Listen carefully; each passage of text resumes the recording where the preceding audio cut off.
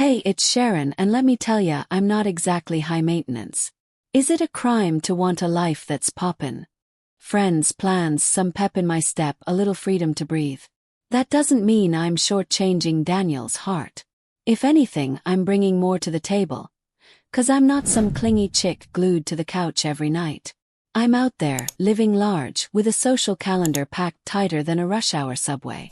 Daniel knew the deal when we shacked up. I didn't pull a bait and switch. He used to rave about my vibe, my spark. So when I'm out late, jetting off for a girls' weekend, or roped into some last-minute dinner plans, I figure he's cool with it. Why wouldn't he be? I'm not sneaking around or anything shady. I'm just being me. Some folks let relationships swallow their whole identity. Not me, I keep my edges sharp. I'm compromising big time, and he ought to be grateful. If I ditch our plans now and then, it's not like I'm throwing shade at him. Daniel's rock solid, always there like furniture. And honestly, how much us time is too much? Doesn't that suffocate the spark, turning into each other's whole universe? That's not love, that's some codependent nonsense. My girls back me up on this. Modern women don't play like it's the 1950s. Daniel, he doesn't even gripe. He's so chill, so low-key, it's almost too easy. I can unload all my work drama, my friend group tea, my sister's endless hot messes, and he just soaks it up like a sponge. No fighting for the spotlight, no guilt trips when I vanish for a few days. He trusts me, or maybe he's just too laid back to care. I've side-eyed that lately. Like when I rolled in from Claire's lake house getaway, and he barely glanced up from his laptop. Not even a "miss me, babe." Just a nod like I'm some rando. I chalked it up to him being wiped out. I mean, I had a blast, but I wasn't expecting a ticker tape parade. It was a last-minute girls' trip. Daniel knows how those go. I bet he loves the breather, doing his own thing while I do mine. That's the vibe, right? Balance. Freedom. I even told him once, "Babe, you gotta get out more, live a little outside my orbit." He just hit me with that half smirk, the one I can't decode. Gotta say, it's kinda nice knowing your guy isn't needy. My girls are always whining about their jealous, clingy boyfriends. Not mine. Daniel's steady, quiet, sometimes too quiet. I fill the silence for both of us, especially after a night out, dishing about who said what, who's spiraling, who slayed their outfit. He just listens, takes it all in. I used to wonder if he even vibed with my crew.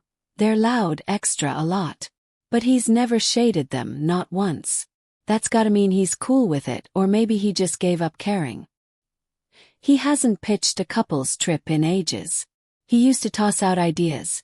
Cute little getaways, wine tastings, wholesome hikes. But my schedule's a circus. Bridal showers, birthday bashes, pop-up spa days. I'm barely keeping my head above water. My girls always show up for me. They're my ride or dies, my chosen fam. Daniel's gotta get that. Or at least he should. Sure, I've missed a couple of his family gigs. Like his cousin's engagement party. Same night as Agnes's breakup rager. And I promised I'd be there for her. That's what real friends do. And his mom's birthday brunch. Clashed with a wine and paint night I'd had locked in forever. Stuff happens, you know.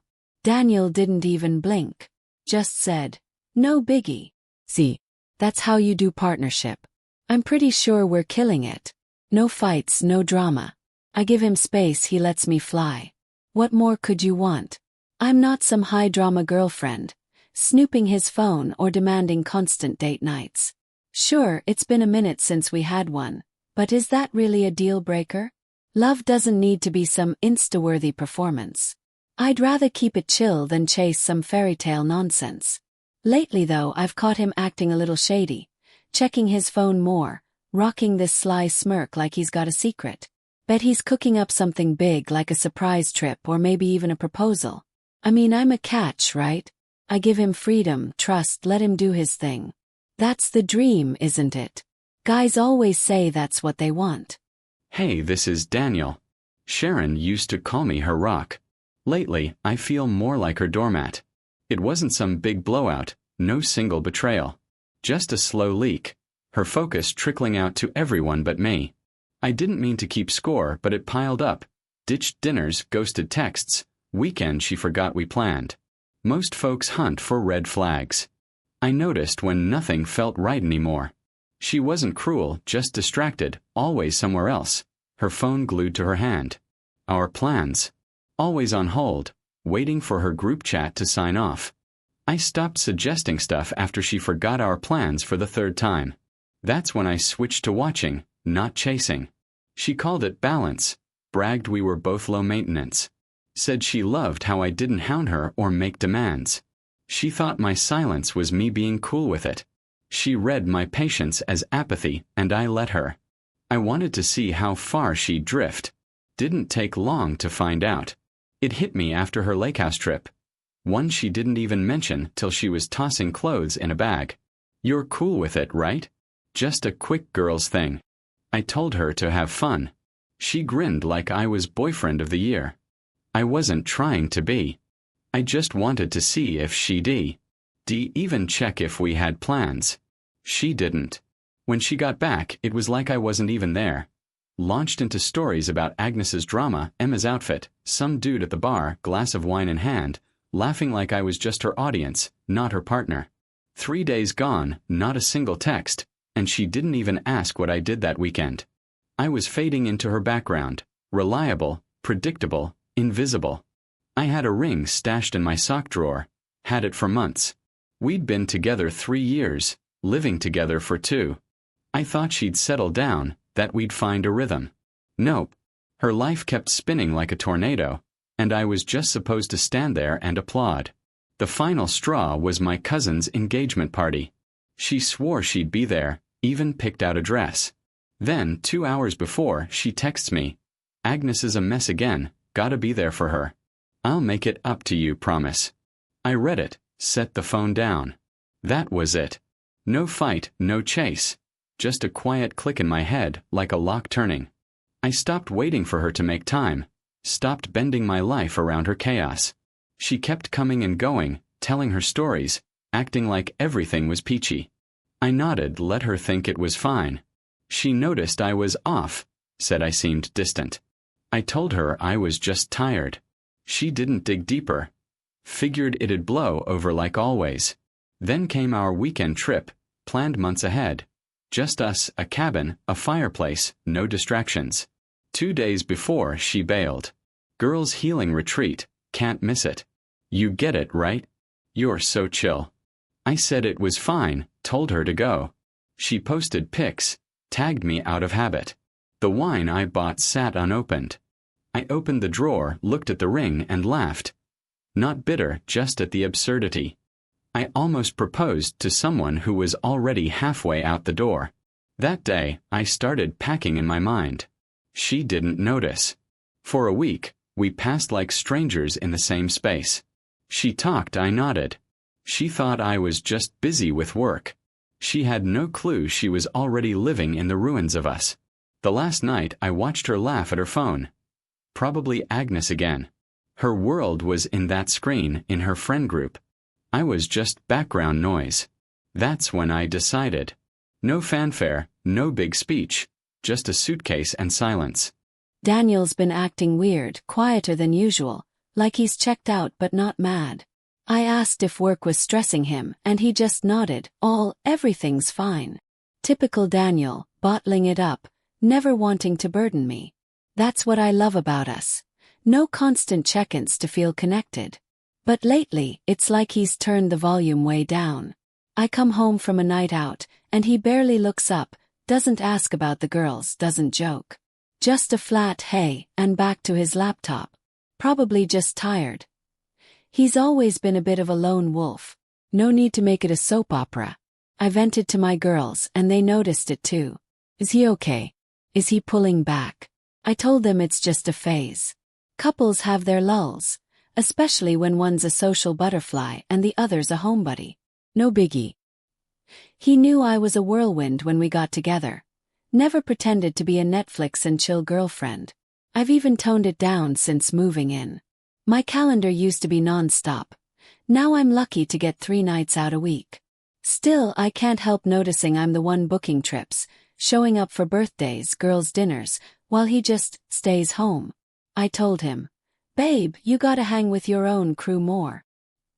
He hit me with that tight-lipped smirk and said, "Noted." Like, what even is that? I'm not ditching him for kicks. I'm out here keeping connections tight. My girls have been there through thick and thin. Friendships don't just happen, you gotta show up. When Agnes is crying in a bar, I'm not gonna bail on her just 'cause Daniel wants to order takeout and veg. He's not in crisis, he's just quiet. Kinda emotionally lazy, right? Expecting me to skip my besties to hold his hand. That's not love, that's a guilt trip, and I don't play that game. This healing retreat was a must. My girls needed it, I needed it. We were all burned out, emotionally toast. No boys, no stress, just vibes and nature. I thought Daniel would get it. He's always been supportive. But when I told him, he just said, "Sure, go." Flat. I tried to get him to open up after I got back, but he brushed it off, said he had stuff to do. Didn't even glance at my photos. That's when I felt the shift. Subtle, like a slow leak. But honestly, I don't have time to babysit his mood. My girls are going through big stuff.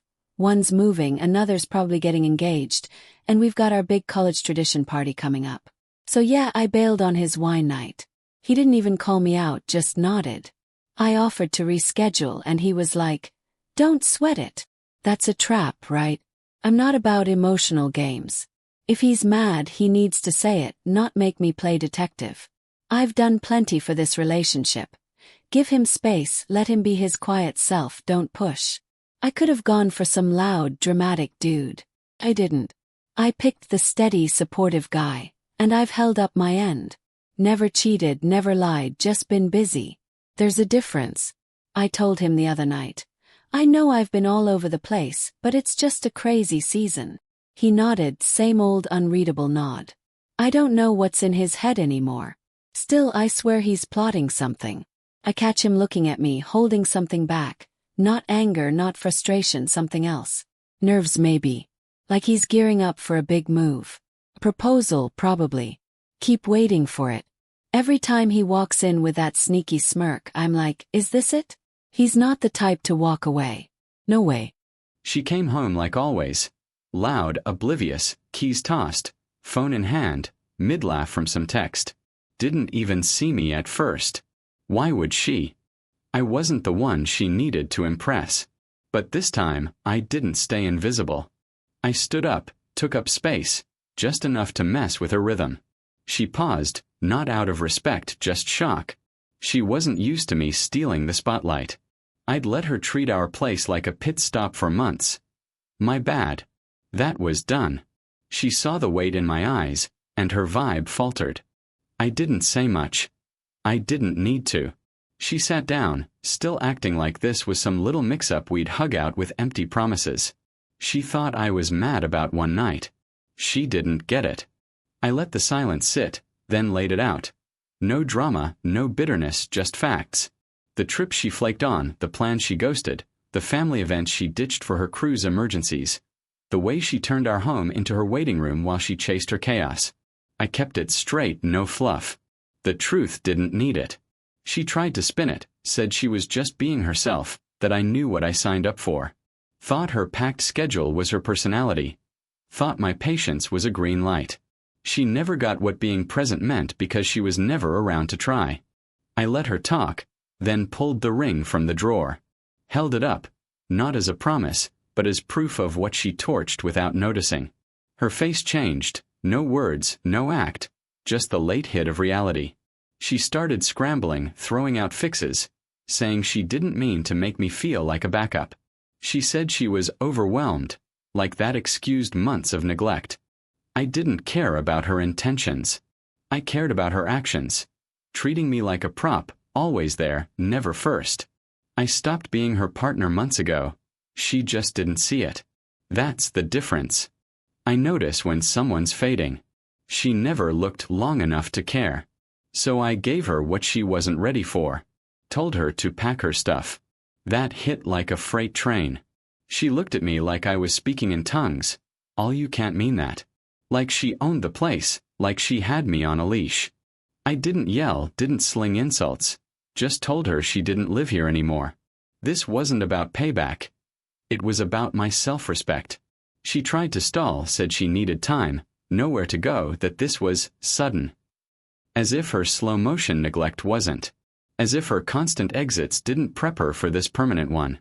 I gave her till the weekend. After that, her key was useless. She sat there stunned, frozen in her own mess, still hoping I'd cave. She didn't realize I already had, quietly, weeks ago. All I was doing now was locking the door she left wide open. I didn't follow her to the bedroom, didn't help her pack, didn't check if she was crying. I poured a drink, sat on my couch for the first time in forever, and let the silence she never respected answer her. She wanted to come and go. I gave her that freedom for good. I didn't see this coming. Not for real.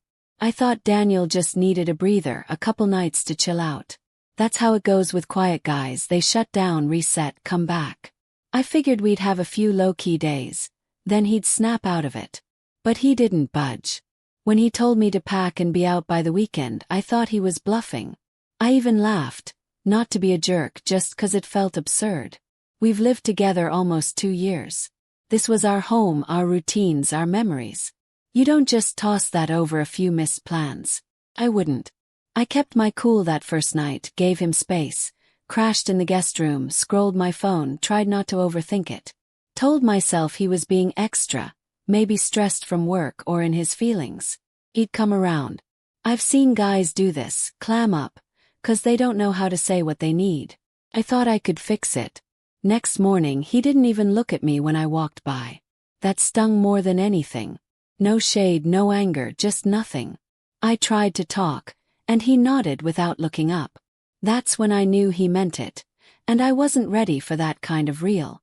I hit up my girls, spilled everything, well, my side of it. They were floored. Said he was being cold, over the top, that if he loved me he'd talk it out, not boot me like I was nobody. Agnes called him controlling. Emma swore he had someone else lined up. They all said fight for this. So we tried. Agnes texted him, called him out for being unfair, said every couple hits rough patches, that this wasn't worth tanking something solid. Emma sent a voice note, all heartfelt, laying out why bailing was too much. He didn't respond.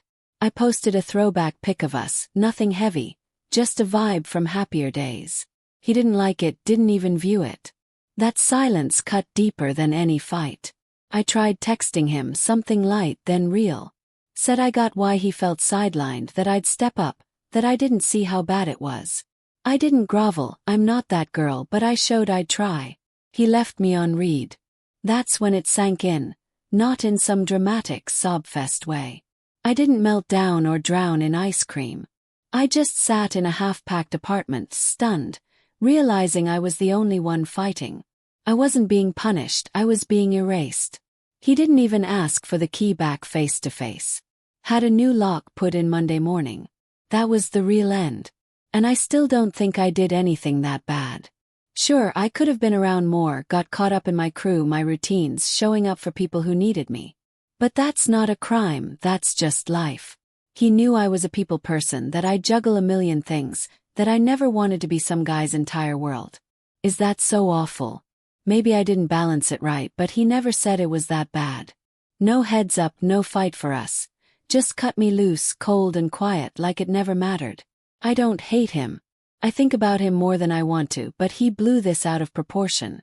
Too proud to talk, too passive to be straight with me. If he'd just said what he needed, I might have listened. Might have switched some things up. Or maybe not. I've still got my life, my girls, my weekends. It stings, sure, and it's a little embarrassing, but I'll bounce back. Always do. He thinks he's got the upper hand 'cause he stayed put while I kept moving. But I'm not the one stuck with regrets. Not really.